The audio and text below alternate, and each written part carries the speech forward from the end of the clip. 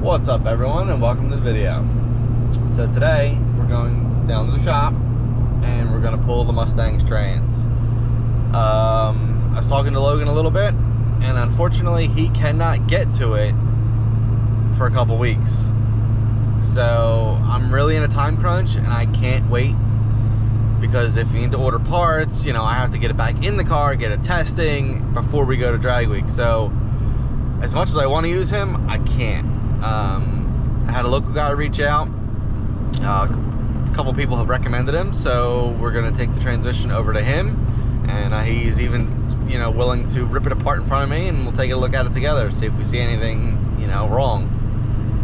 And then there's also a local converter company, Dynamic Converters, in town, and they're willing to look at my 4L80 converter. Hopefully there is something wrong with it, and it's not just full of, you know, debris and stuff from when the pump failed. But I'm kind of hoping there's something wrong, because I've checked everything else, so why it won't make much boost, won't make over 8 pounds, but we'll find out.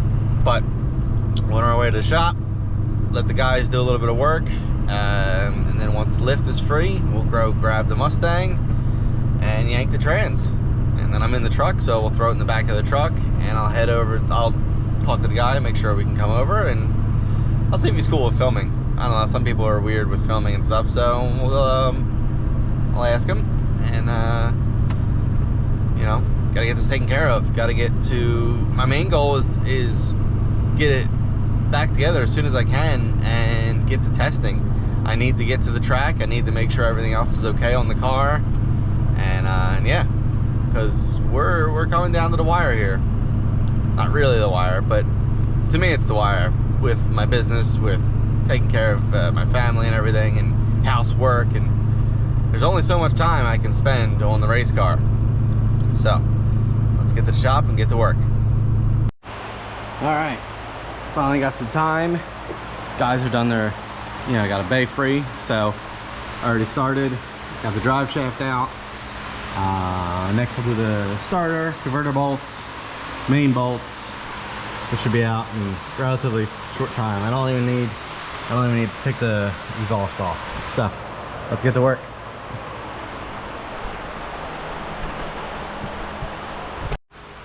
Well, about an hour later, he's out. I grabbed the new flex plate. Same, it's funny, this one's made by Hughes. This is PRW, but they're identical. See if I can egg that a little bit. Can back my truck in. Trans is in the bed of my truck. And yeah. So yeah, if you can, we'll see if we can spin it over. There is broken bolt in the converter, so I'll have to take care of that. But there's the trans. I'm gonna reach out to Logan and see how his schedule is. But yeah, I'm gonna throw the new flex plate on, and then we're pretty much done here for now. Next step is either repair this converter or buy a new one. They're literally about the same cost, it's probably gonna be. So I haven't decided yet. But let's get the new flywheel on, flex plate on, and then we'll go from there. So, just left the trans builder. I had a guy reach out. I made a post online. I had a guy reach out, tell me he'd take a look at the trans. Unfortunately, Logan has been busy and just simply doesn't have the time, so I had to go with another guy. I was gonna film, but I don't know, just he was really cool, old school guy, and I didn't want to, you know, mess him up or anything, so I didn't film. But got there, tore it apart, everything, you know, there's clutch material, there's some clutch material here, there, nothing crazy. Start pulling it apart. The clutches look perfect. There's maybe, I want to say, 3,000 miles, if maybe like 4,000, maybe total on this engine and trans. like while it's in the car. So there's not many miles on it, but everything, despite the fluid looking pretty crappy, all the clutches and steels, no heat. You could still see where the clutches, like the indents in them and everything, like they weren't worn. One clutch pack, I want to say the overrun. No, not the overrun. I don't know. One of the it's one band, and those clutch packs and that were just a little worn. We're actually just gonna replace them because we're there. And but everything else looked great, except for the pump. Pulled the pump apart.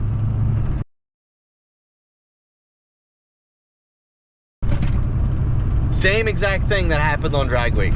Same exact thing. This is actually, all right, and now I'll put the drag week one up.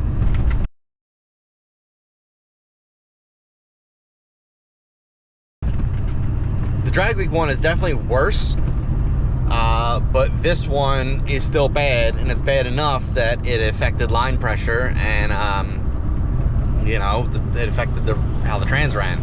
So, currently heading to the shop. My car's still on the lift. I'm gonna check crankshaft end play.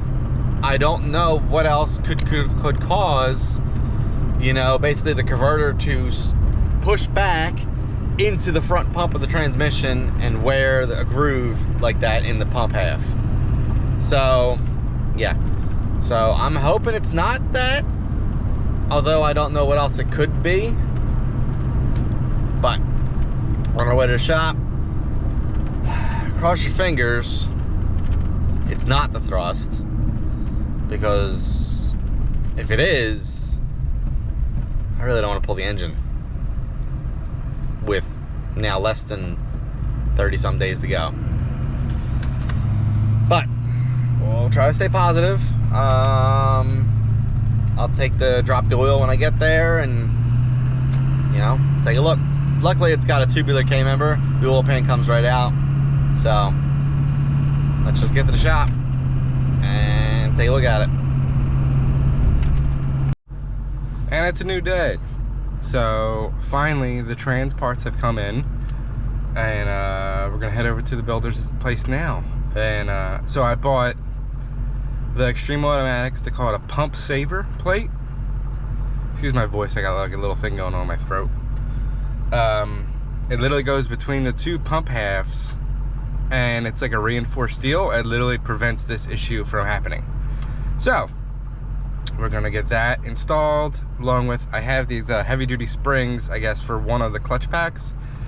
I'm not too technical of where they go, but once I talk to the builder, he'll verify for me.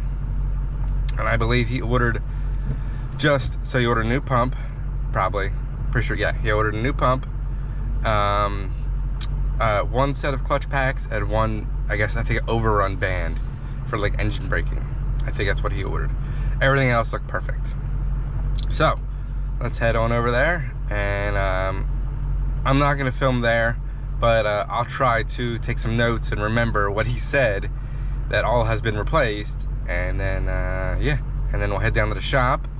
And not today, today is Thursday, possibly tomorrow or Saturday, we'll put the trans back in the Mustang, along with new cooler, new converter, everything. So let's head on over there. So it's a new day, and I have no idea where I am in this video. It's been so hectic with moving into the new shop, still dealing with tuning, a bunch of other things, and trying to get the car together. But as you can hear my voice, I am back to being healthy. And the builder went through the transmission, got it all dialed in. It works perfect. It shifts beautifully. Actually, my buddy Eddie talked to somebody at TCI, and they basically told me you have to re-drill the shift lever to get it to properly engage in, which for me is 4th gear, because I have a reverse manual valve body, but it's all the way down, which would normally be like low, 1st gear. And hang on. was turning. So it shifts nice and crisp through all 4 gears now without an issue. Lockup works. I don't know trans temp yet because I have actually it's behind me. I have the gauge I have to put in still. Brian came by and we spent, I think I covered this in maybe another clip of the video, we spent hours trying to get the torque converter and flex plate spacing correct. Come to find out, my SFI flywheel, sorry, my SFI flex plate, not flywheel, flex plate was basically 150 thou. My engine, my one buddy who's an engine builder machinist told me, and that's where my thickness gain has came from. So we ended up getting the factory GM style adapter that basically it's a big adapter that bolts onto the crank with longer bolts, and then it's got the snout built into it, like the extended snout, instead of having that small little like adapter that goes in between both. This one is supposed to be better. I've used the other style without really any issue before, but whatever. I'll try this style now. So we ended up taking a pretty good chunk off of that spacer to get it dialed, and we finally got it good. We actually had to do a little bit off of the converter mounting tabs, and we got basically an 1/8 of an inch pullout, which is what they recommend for converters. I've always tried to shoot for that, but I guess sometimes I've maybe missed it, I don't know. But 100% we have an 1/8 of an inch pullout. There's no spacers between the converter and the flex plate, but everything bolts in nice.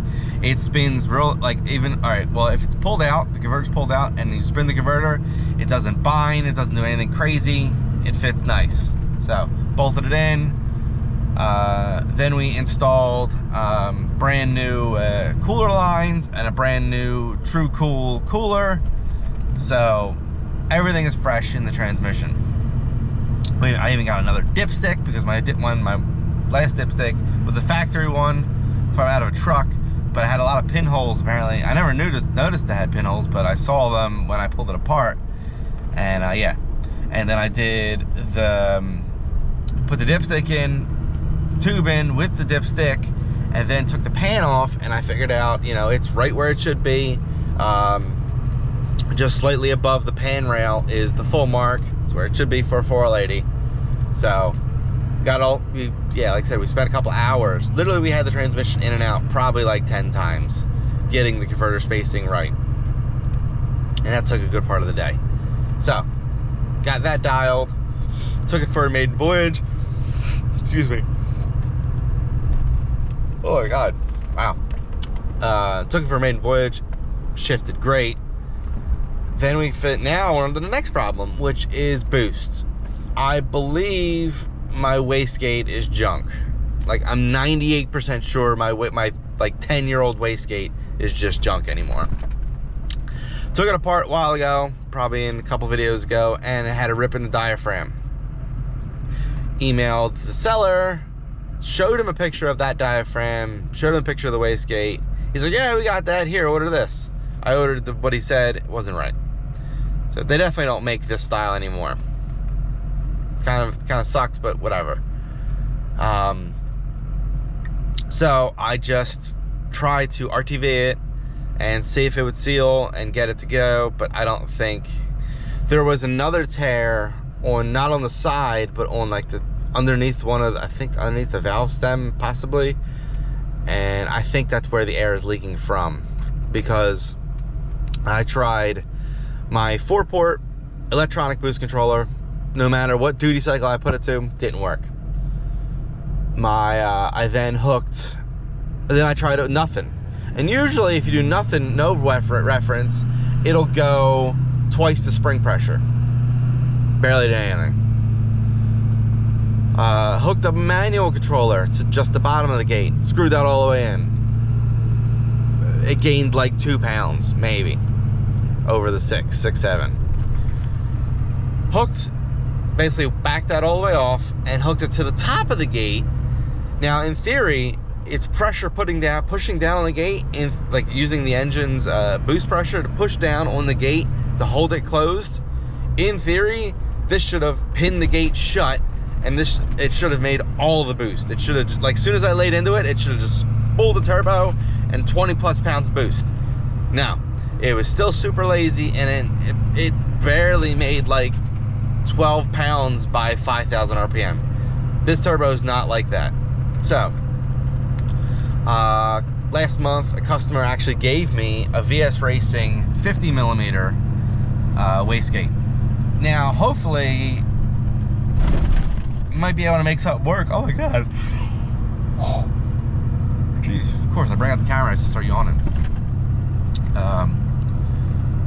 It's a VS 50 millimeter gate, and my old one's a 60 millimeter gate. Hopefully, we can make something work with the piping that's on it, and you know, close up the gap with the welder.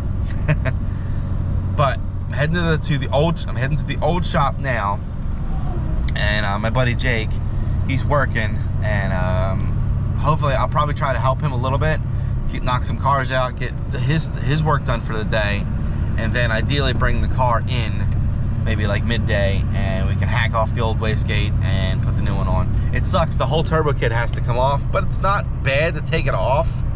So just got to do that, and yeah. But if that case doesn't work, I'm gonna borrow Jake's car trailer, because I'm in my truck, and I'm gonna tow the car to my buddy Noah's that I used to work with at CSP, and he said he's off tomorrow, and if Jake can't do it today, me and Noah will do it tomorrow. So got a backup plan for that if we need it. So let's get to the shop. I'm probably gonna get some breakfast, maybe grab Jake a sandwich, be nice. Yeah, so let's get to the old shop. I have a video to show you guys the new shop. I just literally have been a bit crazy. It's been crazy trying to get everything dialed for drag week, which is now in 11 days. I'm pretty sure it's 11 days today. So let's get to the old shop. What's up, guys? So it's the next day, and we were on some struggle street here, struggle bus, I guess. Got the car completely back together, plumbed the wastegate, did everything, and go out, test, makes like 5 pounds of boost. So less than the other wastegate. Come back, well, we're out. I'm doing different configurations with the line, trying to get it to make a certain amount of boost, this, that, and the other thing. And then I talked to my one buddy. He's just a really good turbo guy. He says, put the reference line on the top of the gate.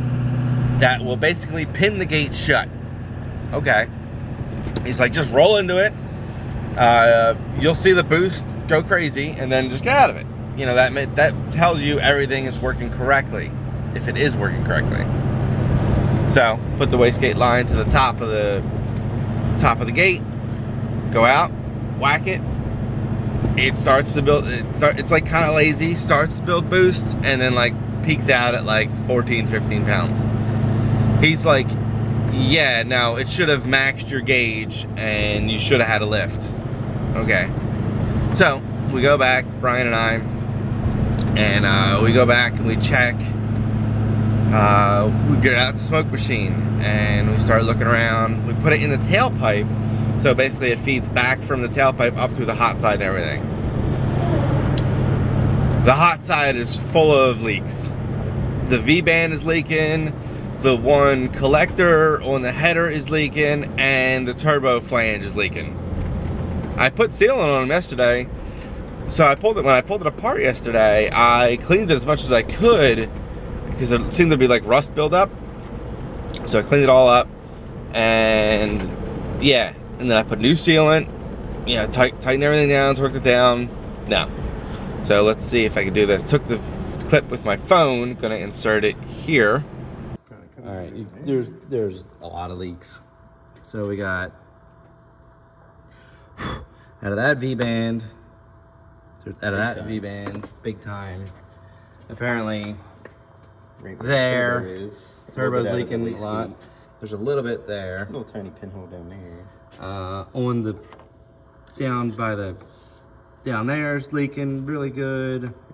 So definitely that's like spool, I guess, but fuck.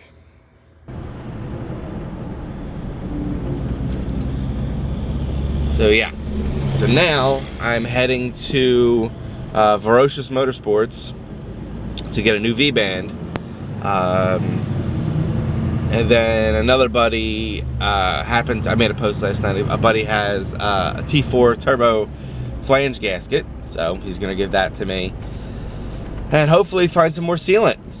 I'm gonna pull the whole hot side back apart, put a straight edge on everything. Yeah, so I'll update you when I get to the shop. So it's much later, but as you can see, the car is on the trailer. We worked like crazy today. Huge shout out to Brian, Jake, and Aiden. They just all kicked in, helped out, got this thing dialed.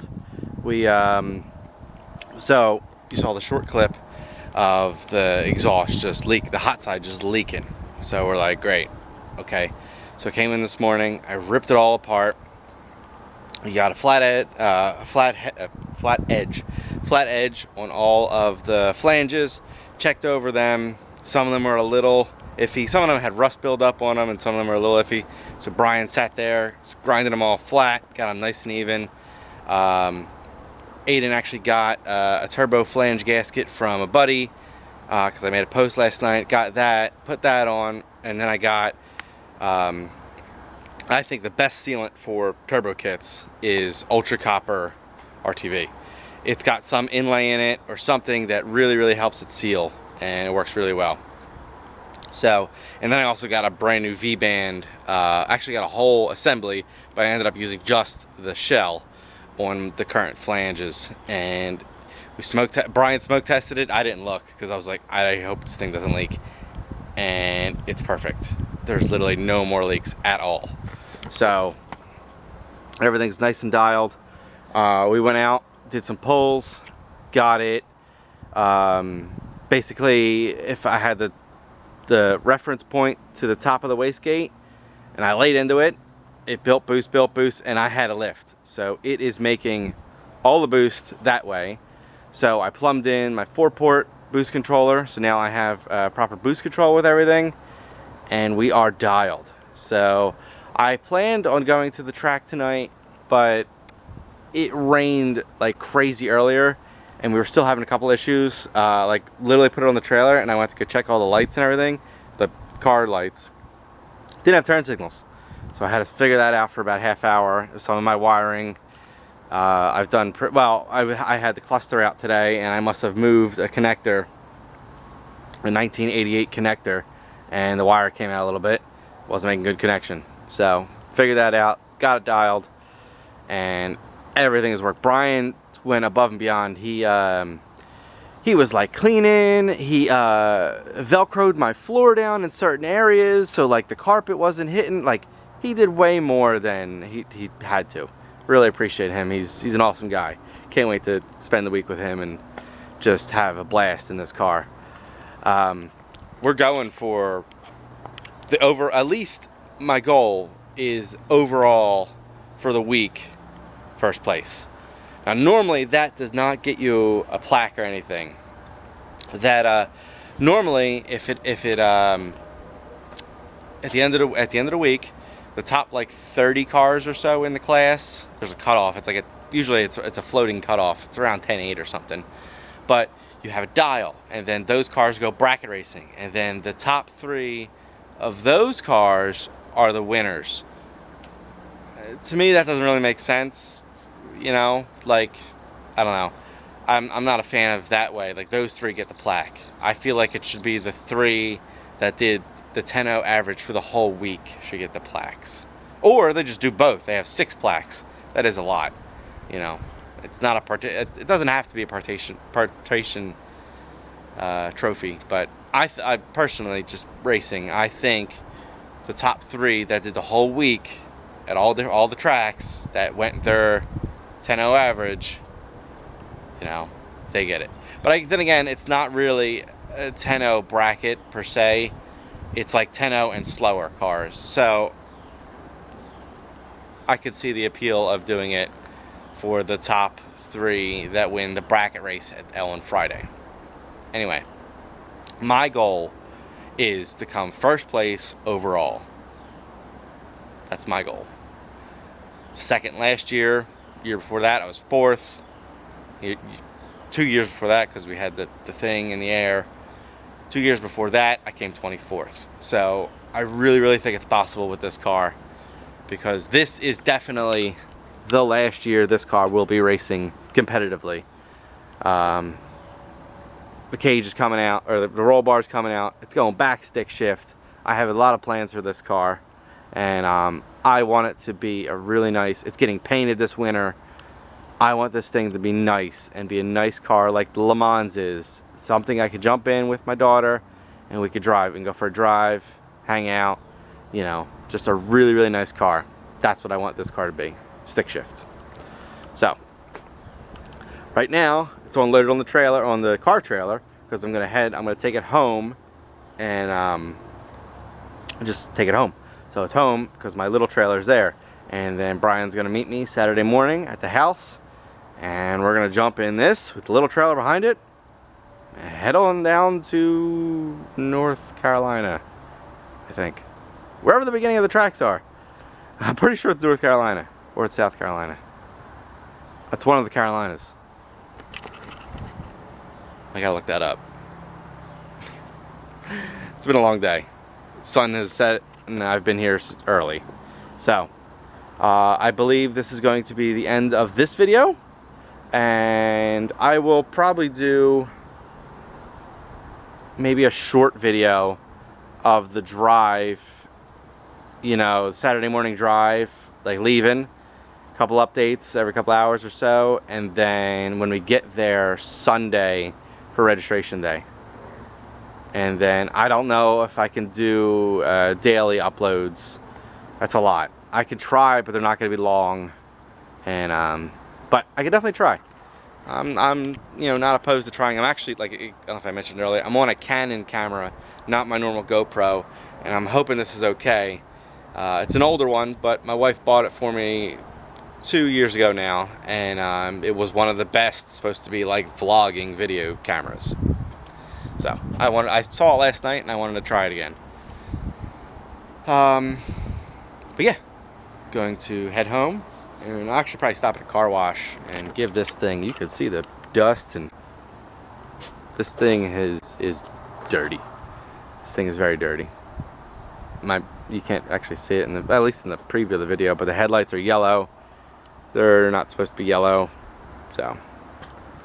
But this car is 100% dialed, and I couldn't be happier again. Could not be happier. This is definitely the best year that this car has been this complete, this ready to go. Fluids are changed. The only thing we're gonna do Sunday morning when we get to the track is change the plugs, because they're older, and I'm gonna I'll get another, I'll check the trailer. I believe I have one set. I'm gonna get one more set, and yeah, change it so it has fresh plugs for the week, and then probably Wednesday we'll change the oil again. I changed it yesterday. Everything looked beautiful in the oil. It's got distilled water with some like water wetter additive, which is now track legal. Rear end diff fluid looked beautiful. It came out. Put fresh fluid in that. It's got front brake pads. This thing's ready to go. This car is dialed. Yeah. So, I hope you guys enjoyed this mad thrash that we have done to get this car where it is. And I was worried. When the transmission died, I was worried. I was like, I don't know if I'm gonna be able to get this thing fixed. But had a really good local guy come through, help me out, really did me a solid favor. Jake and Aiden, technically, I was part of this shop, and you know, I was kind of subletting and using using it with my company, but we decided to just split because we're sort of similar in our areas, and you can't really have two businesses in the same location. Especially I've been getting more and more customers and more, you know, it was just better overall for both of us. Mutual splitting. That I have my new spot down in Clayton, Delaware. Probably going to be there long term because it's like 35-40 minutes past this place. It's a nice place, and I got to show you guys that in the video, but it's not long term. I'm more looking something up here. I found a couple places. I have to see how finances look, but we should be moving probably within probably a year or so, 6 months to a year. Move out of that place, but it's great for now. It works. Sorry, I'm rambling. I'm tired, and I can't believe this car. I keep looking at it, and I'm like, yeah, she's come a long way. Doesn't look like it. It looks like an old Fox body, but we did a ton of work to this thing, and yeah. So, if you guys enjoyed the video, please give it a like, subscribe if you haven't. Really would appreciate it, and I will catch you in the next one.